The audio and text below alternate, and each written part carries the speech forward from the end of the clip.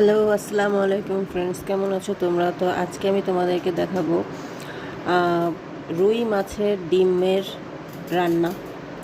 তো অনেকে এটা শুধু ভাজি করেও খায়, আমি এটাকে ভাজি করে রান্না করব। তো আমি রুই মাছের ডিমের সাথে 2টা মুরগির ডিম নিয়ে নিলাম। এরপর কিছু ধনিয়া পাতা কুচি, কিছু মরিচ, কাঁচামরিচ কুচি, লবণ, পেঁয়াজ কুচি, আর হচ্ছে সামান্য একটু হলুদ গুঁড়া।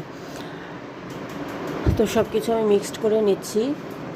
মিক্সড করে নিয়ে একটা তাওয়াতে তেল দিয়ে তেলটা গরম হলে আমি ডিমটা ভেজে নিব। জাস্ট নর্মাল মুরগির ডিম যেভাবে আমরা ভাজি ওভাবেই ভেজে নিব। অনেকে এখানে আদা রসুন বাটাও ইউজ করে।